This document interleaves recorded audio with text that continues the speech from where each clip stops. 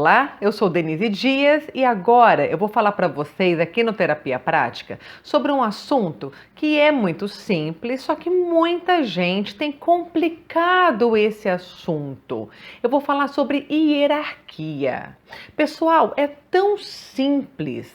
Em qualquer lugar que a gente vai, existe uma hierarquia. Você, adulto, junto com os seus próprios pais, vocês têm uma relação de hierarquia. Você com o seu chefe tem uma relação de hierarquia. Você com o seu funcionário na empresa, o seu funcionário no seu trabalho, você tem uma relação de hierarquia. Você é sim superior a ele. Quando a gente fala numa relação de trabalho. Quando você se consulta com o seu dentista, também existe uma hierarquia. Quem controla a agenda é o dentista com a secretária. Não é você, paciente. Se você marca uma consulta com o seu dentista às 10 da manhã e você chega às 3 da tarde achando que o seu dentista tem que estar lá à sua disposição, é muito provável que você não vai ser atendido. E se você for atendido, é porque por coincidência surgiu um horário na agenda do seu dentista e ele pôde rebolar, dar um jeito e encaixar você. Então, existe uma relação de hierarquia em qualquer lugar. Na minha clínica, mando eu. Eu falo para os pais dos meus pacientes os horários que eu tenho, quando eu posso atender. É claro que dentro do meu possível, com os outros pacientes, na rotina com o meu filho, porque o meu filho é prioridade para mim. Então, na minha rotina, eu também posso flexibilizar e mudar um horário aqui, mudar um horário ali, abrir uma exceção, mas a palavra final em relação à minha agenda é minha. Não é do meu paciente. Agora, se eu vou no escritório do meu paciente que é engenheiro, no escritório do meu paciente que é arquiteto, que é o meu contador, que é o pediatra do meu filho, eu mando lá? Não, eu não mando lá. Se eu quero me consultar, se eu quero marcar uma consulta para o meu filho com o pediatra dele, e eu falo para a secretária, eu quero quinta às 8. Ela vai falar, Denise, querida, não tem quinta às 8, tem quinta 8h30. Tem quinta às 5 da tarde. Ou quinta às 8 vai ter daqui a 3 semanas, daqui a 2 meses e meio. Denise, tem quarta às 8. É possível, não é possível? E daí a gente tenta flexibilizar, sabendo quem manda, quem tem o poder em cada ambiente. Então existe uma hierarquia em qualquer lugar. Outra coisa que eu acabei de falar agora, eu usei uma palavra que, olha, fizeram dessa palavra um bicho de 7 cabeças. O que eu acabei de falar? Quem manda em cada ambiente. Nossa, a Denise está falando que manda, que manda. Gente, qual é o problema disso? Um patrão manda nos seus funcionários. Eu mando na babá do meu filho. Eu mando na minha faxineira lá em casa. Eu não mando na funcionária da minha mãe, na casa dela. Lá manda a minha mãe. Não é porque a gente manda que você é uma ditadora, rígida, que você chibata a pessoa como se ela vivesse ainda no tempo da escravidão, que você trata a pessoa de uma forma desumana, que há um abuso de poder, que você tem que ser grosseira com seu funcionário. Não é isso. É apenas a situação de você entender que quando você ocupa naquela relação uma hierarquia superior, sim, de quem dá as ordens, tá tudo certo. Em alguns lugares, você dá a ordem. Em alguns lugares, você obedece. É muito simples isso. E se você dá as ordens, você manda. E qual é o problema de falar que você tem uma hierarquia superior a algumas pessoas em alguns locais? Não tem problema nenhum com isso, porque é a realidade. Qual é o problema de você falar que em determinados momentos, em certas situações, você manda sim naquela situação, naquelas pessoas? Gente, uma professora manda nos alunos. Manda! Ela manda abrir a lição de casa agora. Agora é hora de abrir a lição de casa. Desde o maternal, agora é hora do lanche. Agora é hora do parquinho. Agora é hora da fruta. Hoje é dia de fazer trabalho com glitter. Hoje não é dia de usar o giz de cera. Hoje a gente vai usar cola e glitter, lantejola. Agora é o trabalhinho de tal data festiva. Natal não chegou ainda, ou Natal acabou de passar. Então a professora manda. Mas ela também é mandada. Tem a chefe dela, tem a coordenadora, que é mandada pela diretora, que é mandada pelo sistema educacional de ensino do país.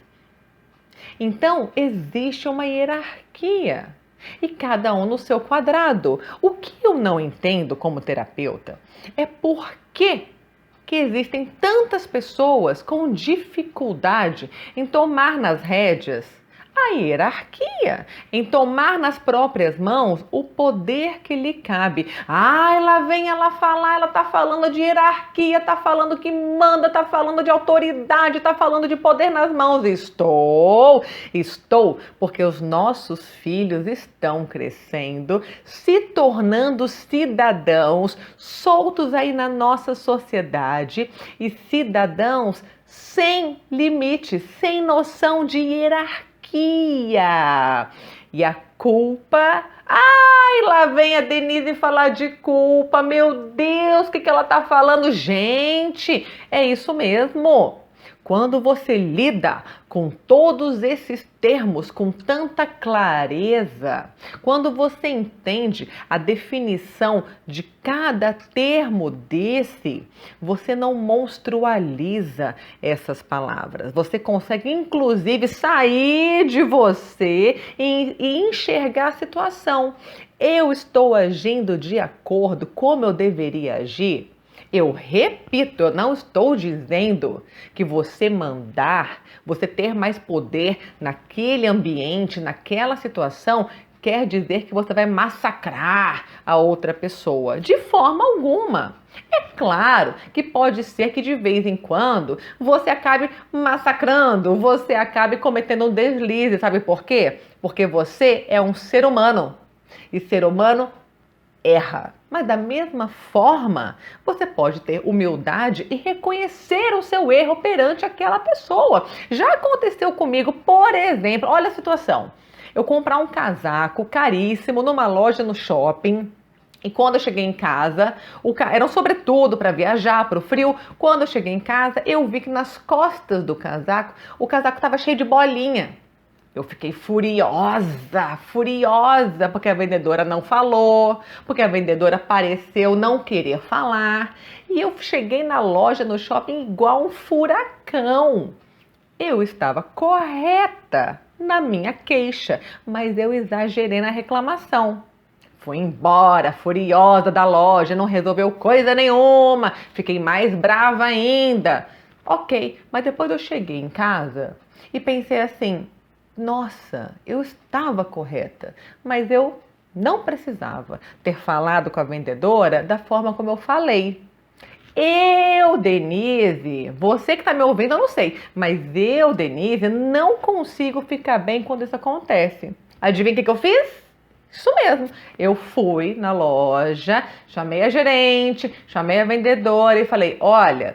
Não vim discutir o casaco de novo, eu vim pedir desculpas pelo modo como eu falei. Continuo insatisfeita sim com a loja, porque eu acho que vocês deveriam devolver o meu dinheiro ou arrumar um outro casaco, porque não é possível uma coisa dessa, mas... Um assunto é um assunto, outro assunto é outro assunto. Eu vim aqui pedir desculpa pelo modo grosseiro que eu falei com você. E tá tudo certo. Porque isso, repito, é você ser humano, você ser gente. Se você nunca puder errar, nunca puder exagerar, fica difícil viver esperando apenas a perfeição. Então vamos retomar aqui a questão da autoridade. Pois é, você ser autoridade não quer dizer que você tem que ser autoritário. Ser autoridade é uma coisa, uma figura de autoridade. Agora, você ter um comportamento autoritário, isso é diferente. E daí, pessoal, eu te pergunto, quem manda dentro da sua casa? É você, mãe? É você, pai? É a sua mãe, ou seja, é a avó do seu filho?